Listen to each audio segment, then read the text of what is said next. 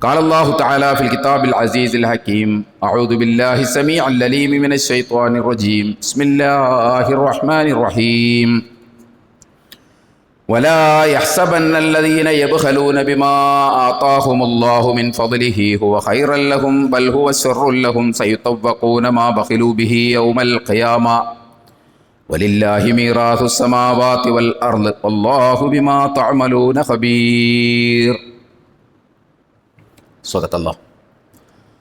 صدق الله العلي العظيم وصدق وبلغ رسوله النبي الكريم ونحن على ذلك من الشاهدين الشاكرين العاقبة للمتقين والحمد لله رب العالمين. സ്നേഹം നിറഞ്ഞ സത്യവിശ്വാസികളായ സഹോദരി സഹോദരന്മാരെ, പ്രപഞ്ചനാഥനായ അള്ളാഹുവിൻ്റെ വിധിവിലക്കുകൾ അതിലംഘിക്കാതെ വ്യക്തിജീവിതത്തെയും കുടുംബജീവിതത്തെയും സാമൂഹ്യ ജീവിതത്തെയും മുന്നോട്ട് നയിക്കണമെന്ന് ആദ്യമായി എന്നോടും പിന്നീട് നിങ്ങളെയും വസിയത്ത് ചെയ്യുകയാണ്, ഉപദേശിക്കുകയാണ്.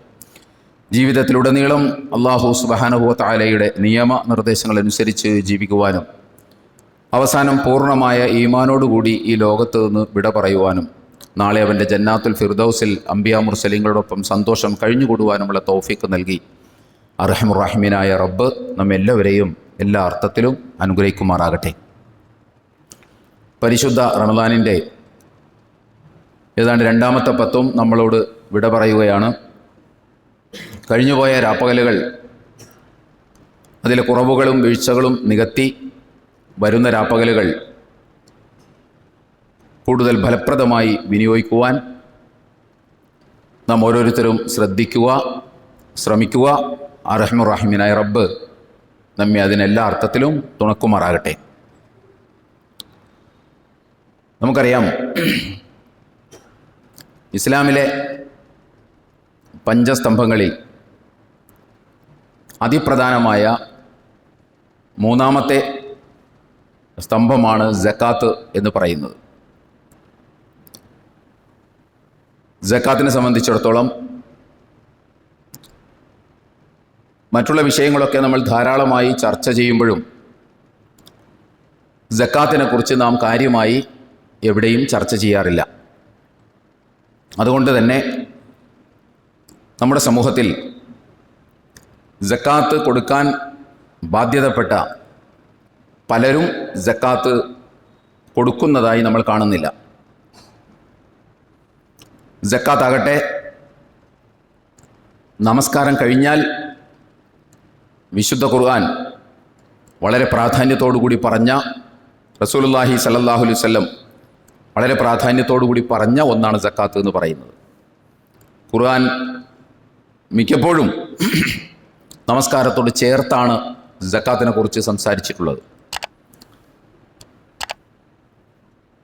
ഈ സക്കാത്ത് നമ്മുടെ സമൂഹത്തിൽ വ്യാപകമല്ലാത്തത് കൊണ്ട് തന്നെ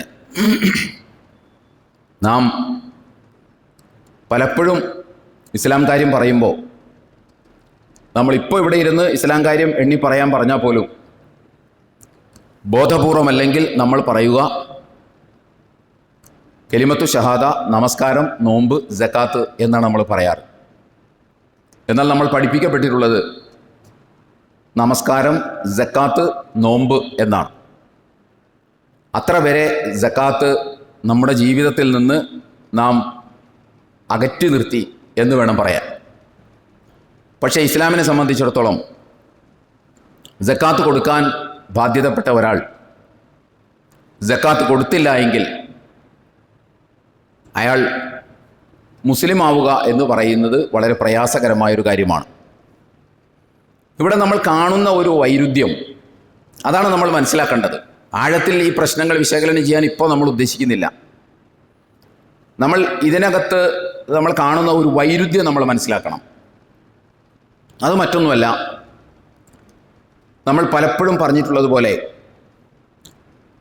മുസ്ലിം പൊതുസമൂഹത്തിൻ്റെ കയ്യിലിരിക്കുന്ന ഇസ്ലാം എന്ന് പറയുന്നത്,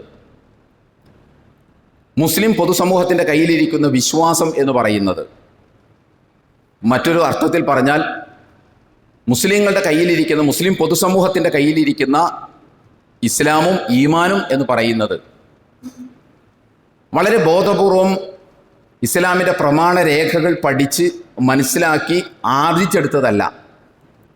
മറിച്ച് നമ്മുടെ കയ്യിലിരിക്കുന്ന ഇസ്ലാമും നമ്മുടെ കയ്യിലിരിക്കുന്ന ഈമാനും നമ്മുടെ കർമാനുഷ്ഠാനങ്ങളുമൊക്കെ നമ്മൾ പാരമ്പര്യമായി നമുക്ക് പകർന്നു കിട്ടിയതാണ് എന്നതാണ് ഒരു വസ്തുത.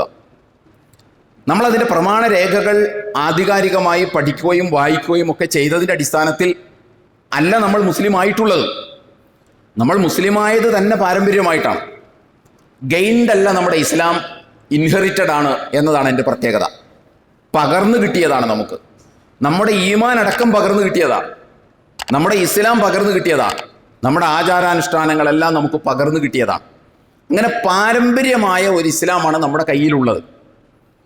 അതുകൊണ്ട് തന്നെ ആ ഇസ്ലാം പലപ്പോഴും പ്രമാണവുമായി ഇടയുന്നതും ഏറ്റുമുട്ടുന്നതും നമുക്ക് കാണാൻ സാധിക്കും. ഒരുപാട് രസകരമായ ഉദാഹരണങ്ങളുണ്ട്. ഈ പാരമ്പര്യമായി നമ്മൾ ഇസ്ലാമിനെ മനസ്സിലാക്കിയതുകൊണ്ട് സംഭവിച്ച ഒരു തകരാറ് പലപ്പോഴും നമ്മൾ സൂചിപ്പിച്ചിട്ടുണ്ട്. വിശുദ്ധ ഖുർആൻ പാരമ്പര്യത്തിൽ വളരെ ഗൗരവമായി കാണുന്ന കാര്യങ്ങൾ വിശുദ്ധ ഖുർആൻ വളരെ ഗൗരവമായി കൈകാര്യം ചെയ്യുന്നത് നമ്മൾ പലപ്പോഴും കാണുന്നില്ല. എന്നാൽ പാരമ്പര്യത്തിൽ നിസാരമായി കാണുന്ന പല കാര്യങ്ങളും വിശുദ്ധ ഖുർആൻ വളരെ ഗൗരവമായി കൈകാര്യം ചെയ്യുന്നത് നമുക്ക് കാണാൻ സാധിക്കും. ഇതെന്തുകൊണ്ടാണെന്ന് ചോദിച്ചാൽ നമ്മുടെ ഇസ്ലാമും ഈമാനും പ്രമാണബദ്ധമല്ല, പാരമ്പര്യബദ്ധമാണ് എന്നതാണ് അതിൻ്റെ പ്രത്യേകത. അതാണ് അതിന് കാരണം. പല ഉദാഹരണങ്ങളും ഞാൻ ഇതിനു മുമ്പ് പറഞ്ഞു പോയിട്ടുണ്ട്. നമ്മുടെ പാരമ്പര്യ സമൂഹം നമ്മൾ കൊണ്ടു നടക്കുന്ന, വളരെ ഗൗരവമായി കൊണ്ടു നടക്കുന്ന പലതും ഖുർആൻ അതിനെക്കുറിച്ച് ഒരു അക്ഷരം പറഞ്ഞിട്ടുണ്ടാവില്ല പലപ്പോഴും. അല്ലെങ്കിൽ വളരെ സോഫ്റ്റായിട്ട് സമീപിച്ചിട്ടുള്ള കാര്യങ്ങളായിരിക്കും. പലപ്പോഴും പറയാത്ത കാര്യങ്ങളാണ് നമ്മൾ ഭയങ്കര സംഭവമാക്കി, ഭയങ്കര ഗൗരവമുള്ള കാര്യമാക്കി നമ്മൾ പലപ്പോഴും കൊണ്ടു നടക്കുന്നത്. ഉദാഹരണങ്ങൾ നമ്മൾ നേരത്തെ പലതും പറഞ്ഞു പോയിട്ടുണ്ട്. ആ ഒരു പ്രശ്നം ഇവിടെയും നമുക്ക് വളരെ കാര്യഗൗരവത്തോടുകൂടി കാണാൻ സാധിക്കും. അതെന്താണെന്ന് ചോദിച്ചാൽ, പാരമ്പര്യമായി തുടരുന്നതുകൊണ്ട് നമസ്കാരം വളരെ കൃത്യമായി നിർവഹിക്കുകയും ആ നമസ്കാരത്തിൽ അഭിപ്രായ വ്യത്യാസങ്ങളുള്ള കാര്യങ്ങളുണ്ടല്ലോ. ഇപ്പോൾ കുനൂത്ത്, കൈകെട്ട്, ഇങ്ങനെയുള്ള സംഗതികളൊക്കെ ഉണ്ടല്ലോ. ഈ വക വിഷയങ്ങളിലൊക്കെ വളരെ ഗൗരവമായി സൂക്ഷ്മത പുലർത്തുകയും ചെയ്യുന്ന ആളുകൾ, അത് കുനൂത്ത് ഓതുന്നവരായാലും ഓതാത്തവരായാലും കൈ എവിടെ കെട്ടുന്നവരായാലും ശരി, അവർ അത്തരം വിഷയങ്ങളിൽ വളരെ ഗൗരവമായ ഒരു സമീപനം സ്വീകരിക്കുകയും എന്നിട്ട് സക്കാത്തിൻ്റെ കാര്യം വരുമ്പോൾ വളരെ സോഫ്റ്റ് അപ്രോച്ച്, വളരെ ലാഘവ സമീപനം സ്വീകരിക്കുകയും ചെയ്യുന്നത് നമുക്ക് കാണാൻ സാധിക്കും. അഥവാ നോമ്പ് കൃത്യമായി എടുക്കുകയും നമസ്കാരം കൃത്യമായി എടുക്കുകയും തറാവീഹ് നമസ്കാരം, റവാത്തിബ് സുന്നത്ത് നമസ്കാരം അടക്കം കൃത്യമായി എടുക്കുകയും വർഷങ്ങളിൽ വരുന്ന സുന്നത്ത് നോമ്പുകളെല്ലാം കൃത്യമായി എടുക്കുകയും താടി വയ്ക്കുകയും തൊപ്പി വയ്ക്കുകയും അതുപോലെ തന്നെ ഇങ്ങനെയുള്ള കാര്യങ്ങളിലൊക്കെ ഒരേ സമയത്ത് സൂക്ഷ്മത പുലർത്തുകയും എന്നിട്ട് സക്കാത്തിൻ്റെ കാര്യം വരുമ്പോൾ മുഖം തിരിക്കുകയും ചെയ്യുന്ന സമീപന രീതി നമുക്ക് സമൂഹത്തിൽ കാണാൻ സാധിക്കും. ഇതെങ്ങനെയാണ് നമ്മുടെ സമൂഹത്തിലേക്ക് ഇങ്ങനെ വന്നത്? നിസ്കരിക്കുന്ന ഒരാൾ സ്വാഭാവികമായിട്ടും നമ്മൾ സക്കാത്ത് കൊടുക്കാൻ ബാധ്യസ്ഥനാണെങ്കിൽ അയാൾ സക്കാത്ത് കൊടുക്കണം, നോമ്പ് പിടിക്കണം, ഹജ്ജ് ചെയ്യണം. ഇതൊക്കെ ചെയ്യേണ്ടതാണ്.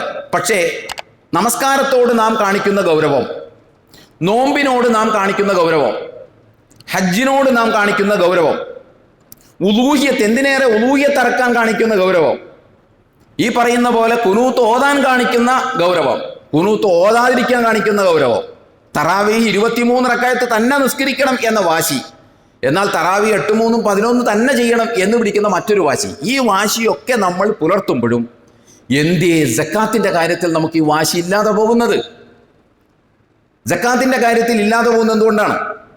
നിങ്ങളൊന്ന് ആലോചിച്ച് നോക്കൂ. ഷഹാദത്ത് കലിമ, നമസ്കാരം, നോമ്പ്, ഹജ്ജ്, ഈ കൂട്ടത്തിൽ തന്നെ വെട്ട മൂന്നാമത്തേതാണ് ഈ സക്കാത്ത് എന്ന് പറയുന്നത്. ഇതിനോട് നമ്മൾ എങ്ങനെയാണ് ഒരു അവഗണനാ മനോഭാവം സ്വീകരിക്കുന്നത്? വിശുദ്ധ ഖുർആൻ 30 സ്ഥലങ്ങളിൽ സക്കാത്തിനെ കുറിച്ച് പറഞ്ഞിട്ടുണ്ട്. സക്കാത്ത് എന്ന് തന്നെ പറഞ്ഞിട്ടുണ്ട്. അത് കൂടാതെ വേറെ അംഫിക്കൂ, ചെലവഴിക്കൂ എന്ന ഭാഷയിൽ വേറെയും പറഞ്ഞിട്ടുണ്ട്. ഈ 30 സ്ഥലത്ത് സക്കാത്തിനെ കുറിച്ച് പറഞ്ഞപ്പോഴും 28 സ്ഥലത്തും അല്ലാഹു സുബ്ഹാനഹു വ തആല നമസ്കാരത്തോട് ചേർത്ത് വച്ചാണ് സക്കാത്തിനെ കുറിച്ച് പറഞ്ഞിട്ടുള്ളത്. അഖാമു സ്വലാത്ത വ ആതു സക്കാത്ത്, ഇഖാമു സ്വലാത്ത വ ഈതാഉ സക്കാത്ത്. ഇതിൽ നമസ്കാരത്തിൻ്റെ എല്ലാ വിശദാംശങ്ങളോടും സൂക്ഷ്മതലങ്ങളും സൂക്ഷ്മമായി തന്നെ പകർത്താൻ ജാഗ്രത പാലിക്കുന്ന, അക്കാര്യത്തിൽ വളരെ വിജിലൻ്റ് ആയിട്ടുള്ള നമ്മൾ അതിൻ്റെ തൊട്ടുടനെ അതേ നമസ്കാരത്തെക്കുറിച്ച് പറഞ്ഞ അതേ അള്ളാഹു അതിനോട് ചേർത്ത് പറഞ്ഞ സക്കാത്തിനെ നമ്മൾ എങ്ങനെയാണ് അവഗണിക്കുന്നത്? ആ രണ്ടും ചേർത്ത് പറഞ്ഞതിൽ നിന്ന് സക്കാത്തിനെയും നമസ്കാരത്തെയും വേർപെടുത്തുന്നതിൻ്റെ മനഃശാസ്ത്രം എന്താണ്? അതിൻ്റെ ലോജിക്ക് എന്താണ്? യുക്തി എന്താണ്? ന്യായം എന്താണ്? നമ്മൾ ഗൗരവമായി ആലോചിക്കേണ്ടതല്ലേ? മുസ്ലിം സമൂഹം ആലോചിക്കേണ്ടതല്ലേ? അതിന് കാരണങ്ങളുണ്ട്. മുഖ്യമായും 3 കാരണങ്ങളാണ് ഈ ഒരു സമീപന രീതി സ്വീകരിക്കാനുള്ള പ്രധാന കാരണം. ഒന്നുകൂടി ഞാൻ വ്യക്തമാക്കുകയാണ്. നമ്മൾ മദ്യപിക്കുന്നില്ല, നമ്മൾ പലിശ വാങ്ങുന്നില്ല, നമ്മൾ വ്യഭിചരിക്കുന്നില്ല, നമ്മൾ പന്നിമാംസം തിന്നുന്നില്ല, നമ്മൾ നോമ്പ് പിടിക്കുന്നു, നമ്മൾ ഹജ്ജ് ചെയ്യുന്നു, നമ്മൾ ഉംറ നിർവഹിക്കുന്നു, തറാവീഹ് നിർവഹിക്കുന്നു, പക്ഷേ സക്കാത്ത് മാത്രം കൊടുക്കില്ല. ഇതിങ്ങനെ ആയാൽ ഇതെന്ത് ന്യായത്തിൻ്റെ അടിസ്ഥാനത്തിലാണ് അങ്ങനെ സംഭവിക്കുന്നത്? 3 ന്യായങ്ങളാണ് അതിനകത്തുള്ളത്. ഒന്നാമത്തേത് ഞാൻ പറഞ്ഞല്ലോ. ഇപ്പൊ നമ്മൾ ഒരു കാര്യത്തിന് പ്രമാണങ്ങളിൽ നിന്ന് നമ്മൾ പഠിപ്പിക്കപ്പെടണം. ഒരു കാര്യം അതാണ്, നമ്മൾ പഠിപ്പിക്കപ്പെടണം. രണ്ടാമത്തേത്, അതിന് സമൂഹത്തിൽ മാതൃകകൾ ഉണ്ടാകണം. ഇത് വളരെ സുപ്രധാനമായ സംഗതിയാണ്. നമ്മൾ മദ്യപിക്കാത്തത് എന്തുകൊണ്ടാണ്? മുസ്ലിം സമൂഹത്തിൽ ഭൂരിപക്ഷവും മദ്യപിക്കാത്തത് എന്തുകൊണ്ടാണ്? ആരെങ്കിലും ഖുർആൻ ഓതി പഠിച്ചതിൻ്റെ അടിസ്ഥാനത്തിലാണോ മദ്യപിക്കാത്തത്? ഖുർആൻ ഓതി പഠിച്ചതിൻ്റെ അടിസ്ഥാനത്തിലാണോ ആളുകൾ മദ്യപിക്കാത്തത്? ഖുർആൻ തുറന്നു നോക്കാത്തവനും മദ്യപിക്കണില്ല. എന്താ കാരണം? അവൻ മദ്രസയിൽ പഠിപ്പിക്കപ്പെട്ടിട്ടുണ്ട്, മദ്യപാനം ഹറാമാണ് എന്ന് പഠിപ്പിക്കപ്പെട്ടിട്ടുണ്ട്. വയലുകളിൽ അത് പറയുന്നത് കേൾക്കുന്നുണ്ട്, മറ്റ് പല ബോധന ക്ലാസ്സുകളിലും അത് കേൾക്കുന്നുണ്ട്. അപ്പോൾ അവിടെ പഠിപ്പിക്കപ്പെടുക എന്ന് പറയുന്ന ഒരു കാര്യം നടക്കുന്നുണ്ട്. അവൻ ഖുർആൻ ഓതി മനസ്സിലാക്കുകയോ അതല്ലെങ്കിൽ മറ്റേതെങ്കിലും കാര്യങ്ങളിൽ നിന്ന് മനസ്സിലാക്കുകയോ ചെയ്യുന്നതിനപ്പുറം അവൻ മദ്രസയിൽ തന്നെ പഠിപ്പിക്കപ്പെടുന്നുണ്ട്, അത് മറ്റു വേദികളിലും പഠിപ്പിക്കപ്പെടുന്നുണ്ട്. അപ്പോൾ ഒന്നാമത് പഠിപ്പിക്കപ്പെടുന്നുണ്ട്. രണ്ടാമത് ആ പഠിച്ചു വന്ന കുട്ടി മദ്രസയിൽ നിന്നോ അല്ലെങ്കിൽ ക്ലാസ്സുകളിൽ നിന്നോ വരുമ്പോൾ അവൻ വീട്ടിലേക്ക് നോക്കുമ്പോൾ ആരും വീട്ടിൽ മദ്യപിക്കുന്നത് കാണുന്നില്ല.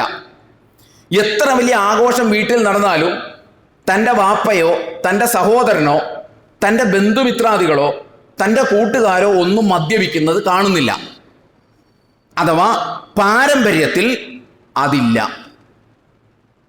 ഇത് രണ്ടും കൂടി ചേരുമ്പോഴാണ് ഒരു മനുഷ്യനിൽ ആ പ്രക്രിയ പൂർത്തിയാകുന്നത്. അത് മദ്യത്തിൻ്റെ കാര്യത്തിൽ പൂർത്തിയായിട്ടുണ്ട്, അത് പലിശയുടെ കാര്യത്തിൽ പൂർത്തിയായിട്ടുണ്ട്. നമ്മൾ പലിശ വാങ്ങണില്ല. ഇനി എന്തായാലും നമ്മൾ കൊടുക്കണമെങ്കിൽ തന്നെ കൊടുക്കുകയും ചെയ്യുന്നുള്ളൂ, വാങ്ങാറില്ല. നമ്മൾ കള്ള് ഷാപ്പ് നടത്തണില്ല, കള്ളു കുടിക്കണില്ല.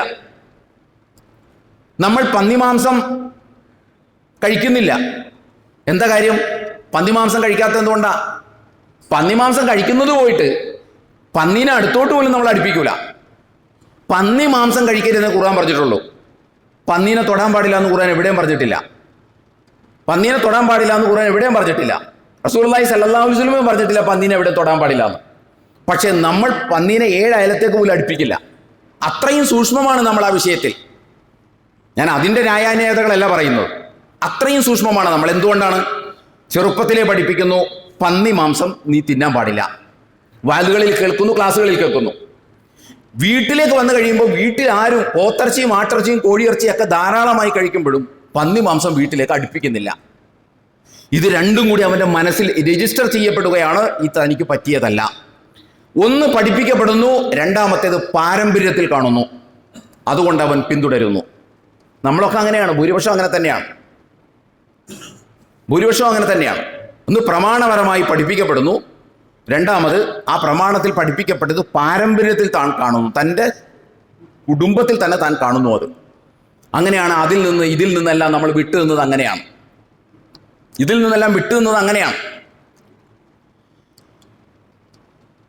അതുപോലെ തന്നെയാണ് മറ്റു ചില കാര്യങ്ങളും. അതാ പഠിപ്പിക്കപ്പെടുന്നു സുബഹിക്ക് കുനൂത്തുണ്ടെന്ന്. താൻ ജനിച്ച നാൾ മുതൽ ഉമ്മയും ബാപ്പയും എല്ലാം കുനൂത്ത് ഓതുന്നത് കാണുന്നു സുബഹിക്ക്. അതുകൊണ്ടാണ് അതിൽ നിന്ന് വ്യത്യസ്തമായ ഒരു കാര്യം മുന്നോട്ട് വയ്ക്കുമ്പോൾ അത് പ്രശ്നമാകുന്നത്. അതുകൊണ്ടാണ്. കാരണം ഒന്ന് പഠിപ്പിക്കപ്പെടുന്നു, രണ്ട് പാരമ്പര്യത്തിൽ കാണുന്നു. അതിൽ നിന്ന് വ്യത്യസ്തമായിട്ട് മറ്റൊന്ന് പറയാൻ നമ്മൾ സന്നദ്ധമല്ല. കുനൂത്തുണ്ടെന്ന് നമ്മൾ പഠിപ്പിക്കപ്പെട്ടത് കൊണ്ടാണ് അങ്ങനെ ചെയ്യുന്നത്. തിരിച്ചാണെങ്കിലും അത് തന്നെയാണ് സംഭവിക്കുക. ഏതെങ്കിലും ഒരു സമയത്ത് സമൂഹം കുനൂത്തില്ല, സുബഹി നമസ്കരിച്ചിരുന്നു, പിന്നീട് ഒരു ഘട്ടത്തിൽ വെച്ച് കുനൂത്ത് ഉണ്ട് എന്ന് പറഞ്ഞാൽ സമൂഹം ഉൾക്കൊള്ളൂല അത്.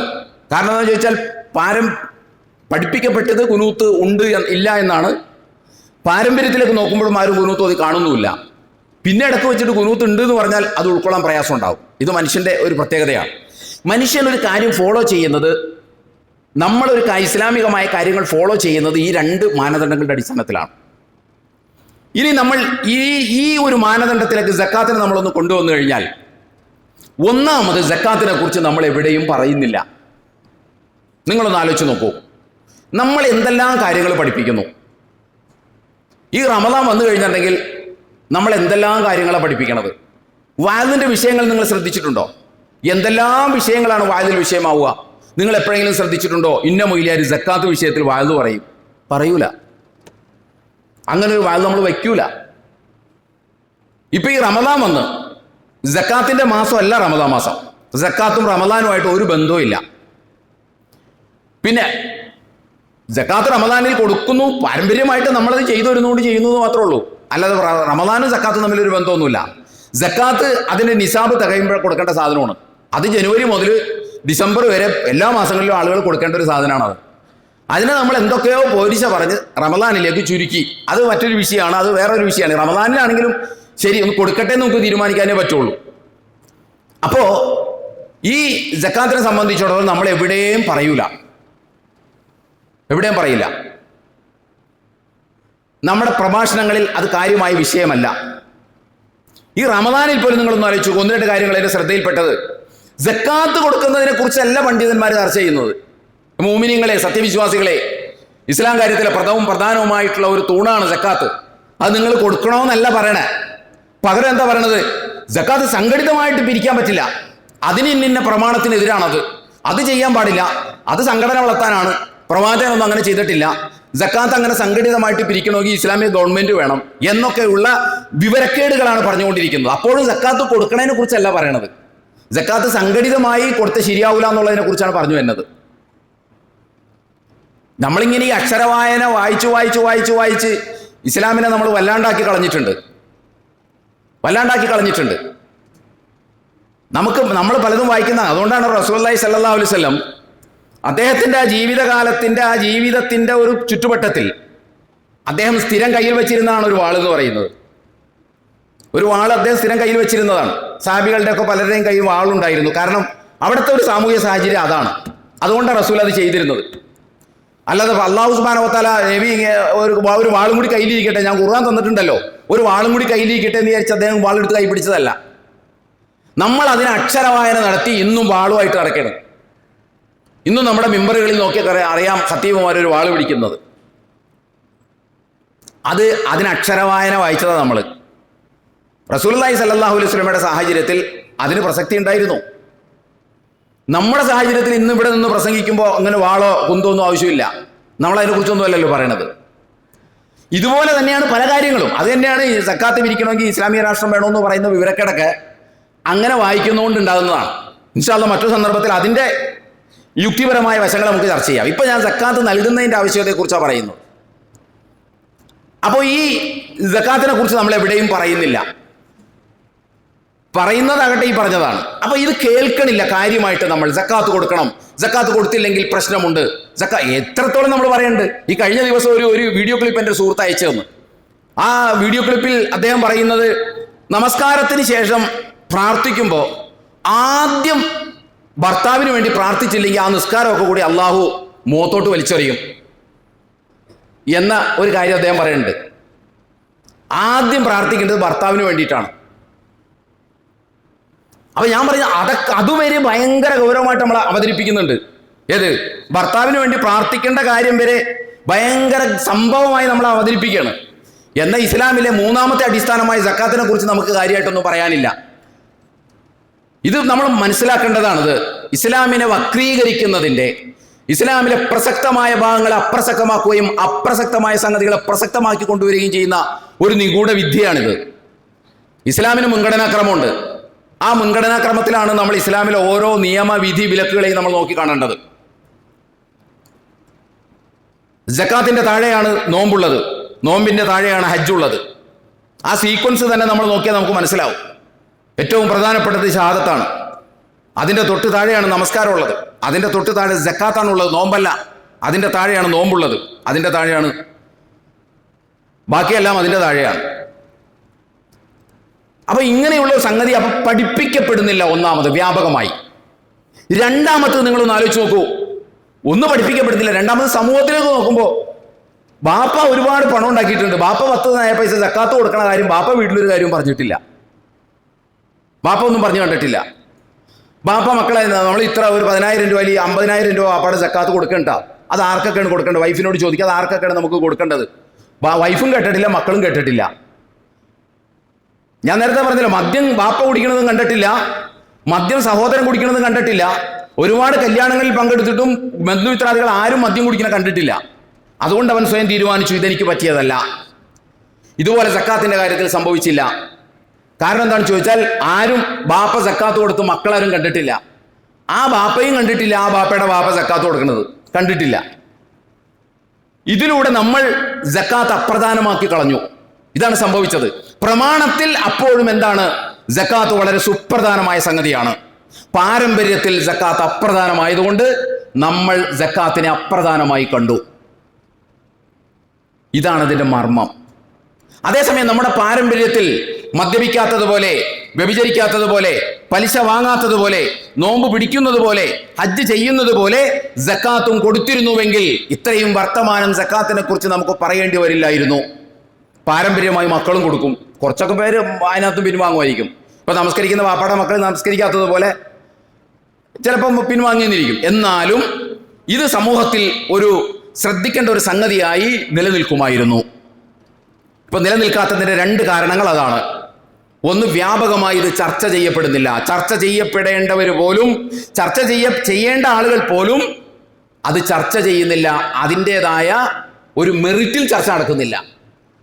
രണ്ടാമത്തേത്, പാരമ്പര്യത്തിൽ, ട്രഡീഷനിൽ അത് കാണുന്നില്ല. മൂന്നാമത്തേത്, വിഷയം കറൻസിയുടേതാണ്, ചെമ്പിൻ്റെതാണ് വിഷയം. ഈ 3 കാരണങ്ങളാണ് സക്കാത്ത് തള്ളിപ്പോകാനുള്ള കാരണം. ചെമ്പിന്റെ പ്രശ്നം വരുമ്പോഴെല്ലാം നമ്മൾ പുറകോട്ട് പോകും. വിശുദ്ധ ഖുർആനിൽ നമ്മൾ എപ്പോഴും ഉദ്ധരിക്കുന്ന ഒരായത്തുണ്ട്. ഓ മിനന്നാസി മൻ യഅ്ബുദുല്ലാഹ അലാ ഹർഫിൻ വഇൻ അസാബഹു ഖൈറുൻ ഇത്മഅന്ന ബിഹി വഇൻ അസാബതുഹു ഫിത്നത്തുൻ ഇൻകലബ അലാ വജ്ഹിഹി ഖസിറ ദുനിയ വൽ ആഖിറ ദാലിക ഖുസ്റാനുൽ മുബീൻ. അഥവാ ജനങ്ങളിൽ ചിലരുണ്ട്. വിശുദ്ധ ഖുർആന്റെ 22-ാം അധ്യായം സൂറത്തുൽ ഹജ്ജിലെ 11-ാമത്തെ സൂക്തമാണിത്. ജനങ്ങളിൽ ചിലരുണ്ട്, അവർ അള്ളാഹുവിന്റെ വിധിവിലക്കുകൾക്ക് വിധേയമാകുന്നത് ഒരു അരികിൽ നിന്നുകൊണ്ടാണ്, ഒരു വക്കത്ത് നിന്നുകൊണ്ടാണ്. എന്താണ് അതിന്റെ പ്രത്യേകത?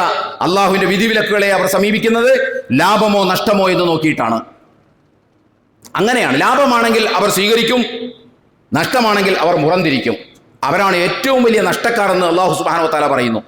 ഈ സമീപന രീതിയാണ് നമ്മൾ ഈ വിഷയത്തിൽ സ്വീകരിക്കുന്നത്. അഥവാ ഇത് പണത്തിന്റെ കാര്യമാണ്. ഇത് അധ്വാനിച്ചുണ്ടാക്കിയ പണം മറ്റുള്ളവർക്ക് 10 പൈസ ഇങ്ങോട്ട് കിട്ടാതെ അങ്ങോട്ട് കൊടുക്കേണ്ട കാര്യമാണ്. അത് എല്ലാ വർഷവും കൊടുക്കേണ്ട കാര്യമാണ്. പണത്തിന്റെ കാര്യമായപ്പോൾ നമ്മൾ പുറകോട്ട് മാറി. സ്ത്രീധനത്തിന്റെ കാര്യമായപ്പോൾ അപ്പോഴും നമ്മൾ മാറി വിധികളിൽ നിന്ന്. കാരണം അത് ചെമ്പിന്റെ കാര്യമാണ്, അത് കറൻസിയുടെ കാര്യമാണ്. അവിടെ വന്നപ്പോൾ വിധിവിലക്ക് നമ്മൾ നോക്കിയില്ല. അവിടെ കാശ് കിട്ടുന്ന പരിപാടി മാത്രമേ നമ്മൾ നോക്കിയുള്ളൂ. ഇങ്ങനെ കാശുമായി ബന്ധപ്പെട്ട എന്തൊക്കെ പരിപാടിയുണ്ടോ അവിടെയൊക്കെ നമ്മൾ ഈ ഉള്ളുവലിയിൽ കാണിക്കുന്നത് നമുക്ക് കാണാൻ സാധിക്കും. ഇത് അല്ലാഹ് പറഞ്ഞ ഒരു സ്വഭാവ പ്രകൃതമാണത്. കാര്യങ്ങളെ സമീപിക്കുന്നത് ലാഭമോ നഷ്ടമോ എന്ന് നോക്കിയിട്ടാണ്. ഇത് വമ്പിച്ച നഷ്ടമായിരിക്കും നാളെ പരലോകത്ത് നമുക്ക് ഉണ്ടാക്കാൻ പോവുക. ഖസിറ ദുനിയ വൽ ആഖിറ ദാലിക ഖുസ്റാനുൽ മുബീൻ. അവർക്ക് ഈ ദുനിയാവും പോയി ആഖിറവും പോയി എന്നാണ് അല്ലാഹു സുബ്ഹാനഹു വ തആല പറഞ്ഞത്. അപ്പൊ നമ്മൾ ഗൗരവമായി ചിന്തിക്കേണ്ടത് നഷ്ടത്തിന്റെ പ്രശ്നം മാത്രമല്ല അത്. അതാണ് നമ്മൾ ഓതി വെച്ചത്. നമുക്കത് നഷ്ടമല്ല. സക്കാത്ത് കൊടുക്കുക എന്ന് പറയുന്നത് ഒരിക്കലും നഷ്ടമല്ല. അതാണ് അല്ലാഹ് പറഞ്ഞത്. ആമുഖത്തിൽ നമ്മൾ ഓതി വെച്ചു. വലാ യഹ്സബന്നല്ലദീന യബ്ഖലൂന ബിമാ ആതാഹുമുല്ലാഹു മിൻ ഫളിഹി വഹുവ ഖൈറുൽ ലഹും ബൽ ഹുവ ശർറുൽ ലഹും സയുതവഖൂന മാ ബഖലൂ ബിഹി യൗമൽ ഖിയാമ വലില്ലാഹി മീറാസുസ് സമാവാതി വൽ അർദ്. അല്ലാഹ് ചോദിക്കുകയാണ്, യഹ്സബന്നല്ലദീന യബ്ഖലൂന ബിമാ ആതാഹുമുല്ലാഹു മിൻ ഫളിഹി, അല്ലാഹു സമ്പത്തും സൗകര്യങ്ങളൊക്കെ നൽകുകയും എന്നിട്ട് അതിൽ പിശുക്ക് കാണിക്കുക, ഇത് കൊടുത്തുപോയാൽ നഷ്ടം വരുമല്ലോ എന്ന് വിചാരിച്ച് പിശുക്ക് കാണിക്കുക, അതാണ് ഖൈറ് എന്നവർ വിചാരിക്കും. സക്കാത്ത് കൊടുക്കാതിരിക്കലാണ് നല്ലത്, കാരണം അത്രയും പണം തന്റെ കയ്യിലിരിക്കുമല്ലോ എന്നയാൾ വിചാരിക്കും. അല്ലാഹ് പറയുന്നു, ബൽ ഹുവ ശർറുൽ ലഹും, അത് അക്ഷരാർത്ഥത്തിൽ അവർക്ക് ഷർറാണ് ഉണ്ടാക്കി വയ്ക്കുക. സയുതവ്വഖൂന മാ ബഖലൂ ബിഹി യൗമൽ ഖിയാമ, അവർ പിശുക്ക് കാണിച്ച് സക്കാത്ത് കൊടുക്കാതെ പിടിച്ചു വച്ചത് മുഴുവൻ നാളെ കണ്ടവളയമായി പരലോകത്ത് അവരുടെ കഴുത്തിലേക്ക് ഇട്ടുകൊടുക്കും എന്ന് അല്ലാഹു സുബ്ഹാനഹു വ തആല വിശുദ്ധ വേദഗ്രന്ഥത്തിന്റെ 3-ാം അധ്യായം സൂറത്ത് ആൽ ഇംറാനിലെ 180-ാമത്തെ വചനത്തിൽ പഠിപ്പിക്കുകയാണ്. സക്കാത്ത് കൊടുക്കുന്നത് അക്ഷരാർത്ഥത്തിൽ നഷ്ടമാണെന്ന് നിങ്ങൾ വിചാരിക്കുന്നു. അത് നഷ്ടമല്ല, അത് നഷ്ടമാണ്. അതുകൊണ്ട് കൊടുക്കാതിരിക്കുന്നതാണ് ഖൈറി എന്ന് നിങ്ങൾ വിചാരിക്കുന്നു. ബൽ, അങ്ങനെയല്ല. ശർറുൽ ലഹും, അത് നിങ്ങൾക്ക് അങ്ങേയറ്റത്തെ ശർറാണത് കൊടുക്കാതിരിക്കുക എന്ന് പറയുന്നത്. കൊടുക്കാതിരുന്നാൽ അതെല്ലാം കൂടി വലിച്ചു വാരി നാളെ പരലോകത്ത് നിങ്ങളുടെ കണ്ടവളയമായി കഴുത്തിലിട്ടു തരും എന്ന് അല്ലാഹു സുബ്ഹാനഹു വ തആല പറയുന്നു. വിശുദ്ധ ഖുർആന്റെ 9-ാം അധ്യായം സൂറത്തു തൗബയിൽ പറയുന്നു, വല്ലദീന യക്രിസൂന അദ്ദഹബ വൽ ഫിദ്ദത വലാ യുൻഫിഖൂനഹാ ഫീ സബീലില്ലാഹ് ഫബശ്ശിർഹും ബിഅദാബിൻ അലീം യൗമ യുഹ്മാ അലൈഹാ ഫീ നാരി ജഹന്നമ വതുഖ്വാ ബിഹാ ജിബാഹും വജുനൂബുഹും വദുഹൂറുഹും ഹാദാ മാ കനസ്തും ലിഅൻഫുസികും വദൂഖൂ മാ കുൻതും തക്നിസൂൻ. വല്ലദീന യക്രിസൂന അദ്ദഹബ വൽ ഫിദ്ദത, സ്വർണ്ണവും വെള്ളിയും ഒക്കെ കുന്നുകൂട്ടി വെക്കുക എന്ന് പറഞ്ഞാൽ ആ കാലഘട്ടത്തിന്റെ ഒരു പ്രയോഗമാണത്. സ്വർണവും വെള്ളിയും, പണം കുന്നുകൂട്ടി വെക്കുക എന്നാണ് അതിന്റെ ഇന്നത്തെ ഭാഷ്യം. സ്വർണവും കൂട്ടത്തിൽപ്പെടും. കാരണം സ്വർണം ലോക്കറിലൊക്കെ 100 കണക്കിന് പവനുകൾ സ്വർണം അനക്കാതെ ലോക്കറിലൊക്കെ സൂക്ഷിച്ചു വെക്കുക എന്ന് പറയുന്നത് ഈ ഗണത്തിൽപ്പെടും. വെള്ളിയും സ്വർണവും ഒക്കെ കുന്നുകൂട്ടി വെക്കുകയും എന്നിട്ട് അള്ളാഹുവിന്റെ മാർഗത്തിൽ ചെലവഴിക്കാതിരിക്കുകയും ചെയ്യുന്ന ആളുകൾക്ക് ഫബശ്ശിർഹും ബിഅദാബിൻ അലീം, അവിടെ അള്ളാഹുവിന്റെ ഒരു പ്രയോഗമുണ്ട്. ശിക്ഷയെക്കുറിച്ച് മുന്നറിയിപ്പാണ് നൽകേണ്ടത്. ഇവിടെ അള്ളാഹ് പരിഹസിക്കുകയാണ്. ഫബശ്ശിർഹും ബിഅദാബിൻ അലീം, കടുത്ത ശിക്ഷയെക്കുറിച്ച് അവർക്ക് സന്തോഷ വാർത്ത അറിയിക്കുക എന്ന് അള്ളാഹ് പരിഹസിക്കുകയാണ്. ഹാസ്യാത്മകമായിട്ടാണ് അവതരിപ്പിക്കുന്നത്. അവർക്ക് മുന്നറിയിപ്പ്, സന്തോഷ വാർത്ത കൊടുക്കുക. അവരുടെ ആ സമ്പത്ത് മുഴുവൻ തീയിലിട്ട് പഴുപ്പിച്ച് നാളെ പരലോകത്ത് അവരുടെ നെറ്റിയിലും പാർശ്വങ്ങളിലും മുതുകുകളിലും ചൂടുവെക്കും. എന്നിട്ട് പറയും, നീ സക്കാത്ത് കൊടുക്കാതെ അള്ളാഹുവിന്റെ മാർഗത്തിൽ അനിവാര്യമായ ഘട്ടങ്ങളിൽ ചെലവഴിക്കാതെ നീ കുന്നുകൂട്ടി വെച്ച സമ്പത്തുണ്ടല്ലോ, ആ സമ്പത്താണിത്. അതുകൊണ്ട് നീ തന്നെ അതിന്റെ രുചി അനുഭവിച്ചോളൂ എന്ന് പറഞ്ഞുകൊണ്ട് അവന്റെ നെറ്റിയിലും പാർശ്വങ്ങളിലും മുതുകുകളിലും ചൂടുവെക്കുമെന്ന് പറയുന്നത് ചരിത്രമല്ല, അള്ളാഹുവിന്റെ വേദവാക്കുകളാണ്. അതുകൊണ്ട് വളരെ ഗൗരവമുള്ള സംഗതിയാണത്. വളരെ ഗൗരവമുള്ള സംഗതിയാണ്. നമ്മൾ സക്കാത്ത് കൊടുക്കാതെ, കൊടുക്കേണ്ടവർ സക്കാത്ത് കൊടുക്കാതെ മുസ്ലിം ആവില്ല. നിങ്ങളൊന്ന് ആലോചിച്ച് നോക്കൂ. സക്കാത്ത് കൊടുക്കാൻ ബാധ്യതപ്പെട്ട ആളുകളെ കുറിച്ച് ഞാൻ പറയുന്നത്. ഒരേ സമയത്ത് നമസ്കരിക്കുന്നു, അതേ സമയത്ത് നോമ്പ് പിടിക്കുന്നു. സൂക്ഷ്മതയ്ക്ക് വേണ്ടി നമ്മൾ 3 മിനിറ്റ് വൈകിച്ച് കൊടുക്കുന്നു. അത്രയും സൂക്ഷ്മതയാണ് നമുക്ക് അത്രയും സൂക്ഷ്മതയാണ്. ഈ സൂക്ഷ്മതയൊക്കെ കണ്ട വിചാരിക്കും പ്രവാചകൻ തിരുമേനി സല്ലല്ലാഹു അലൈഹി വസല്ലം ക്ലോക്ക് വെച്ചിട്ടാണ് നോമ്പ് തുറന്നതെന്ന്. പ്രവാചകൻ തിരുമേനി ക്ലോക്കൊന്നും വെച്ചിട്ടല്ല നോമ്പ് തുറന്നത്. അതുകൊണ്ട് പ്രവാചകൻ തിരുമേനിയുടെയും സഹാബികളുടെയും നോമ്പ് തുറ ഒരു നിശ്ചിത സ്പാൻ ഓഫ് ടൈം ഉണ്ടാകും. അത് നമ്മൾ ആദ്യം മനസ്സിലാക്കണം. അവിടെ നമ്മൾ ഈ സമുദായത്തിൽ ഛിദ്രത ഉണ്ടാക്കാൻ വേണ്ടി 1 മിനിറ്റും 1.5 മിനിറ്റും നമ്മൾ സൂക്ഷ്മതയ്ക്ക് വേണ്ടിയിട്ട് അങ്ങോട്ടും ഇങ്ങോട്ടും ബാങ്ക് മാറ്റിക്കൊടുത്ത് സമൂഹത്തിൽ ഇസ്ലാമിനെ ആക്ഷേപിക്കുകയല്ല ചെയ്യേണ്ടത്. നിങ്ങൾ ഈ സത്യം മനസ്സിലാക്കണം. പ്രവാചകൻ തിരുമേനി സല്ലല്ലാഹു അലൈഹി വസല്ലം കാലത്ത് ക്ലോക്കില്ല.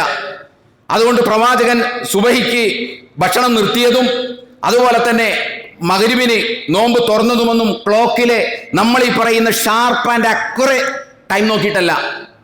നോക്കാൻ നബി തിരുമേനിക്ക് കഴിയുമായിരുന്നില്ല. പ്രവാചകൻ തിരുമേനി സല്ലല്ലാഹു അലൈഹി വസല്ലം ആ കാലഘട്ടത്തിൽ നോമ്പ് തുറക്കുന്നതെല്ലാം ഒരു നിശ്ചിത സ്പാൻ ഓഫ് ടൈമിനകത്ത് വെച്ചായിരിക്കും. അവിടെ എവിടെ വെച്ച് നമ്മൾ നോമ്പ് തുറന്നാൽ അല്ലാഹ് അത് സ്വീകരിക്കും.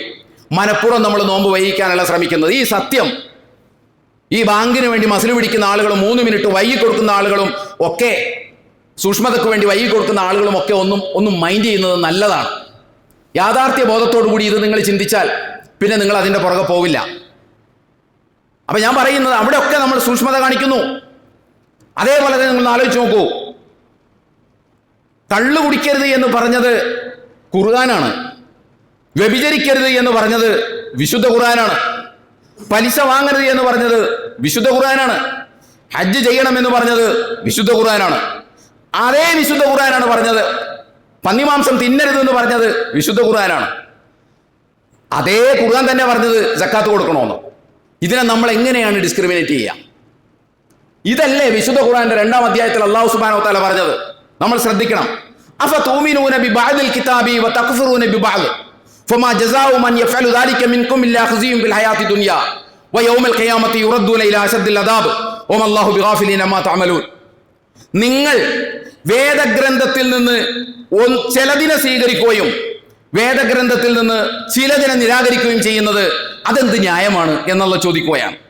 നിങ്ങൾ അപ്പണി ചെയ്യണോ? അങ്ങനെ ചെയ്താൽ ഈ ലോകത്ത് നിങ്ങൾ നിന്ദ്യരാകും, നാളെ പരലോകത്ത് നിങ്ങളെ കഠിനമായ ശിക്ഷ പിടികൂടും. നിങ്ങളാരും വിചാരിക്കരുത് ഓമല്ലാഹു ബിഗാഫിലിൻ അമ്മാ തഅമലൂൻ, നിങ്ങളുടെ ഈ ചൊട്ടുവിദ്യ, ഈ തന്ത്രത്തെക്കുറിച്ച് അള്ളാഹ് അശ്രദ്ധനാണ് എന്ന് നിങ്ങൾ വിചാരിച്ചു പോകരുത് എന്ന് അള്ളാഹ് എത്ര വ്യക്തമായിട്ടാണ് പറയുന്നത്. ഒരു ചാർട്ട് നിങ്ങൾ എടുത്തു കഴിഞ്ഞാൽ മദ്യപിക്കരുതെന്ന് ഖുർആൻ പറഞ്ഞു. ഇന്നമൽ ഖംറു വൽ മൈസിറു വൽ അൻസാബു വൽ അസ്ലാമു റിജ്സും മിൻ അമലി ശൈത്താൻ. പലിശ വാങ്ങരുതെന്ന് ഖുർആൻ പറഞ്ഞു.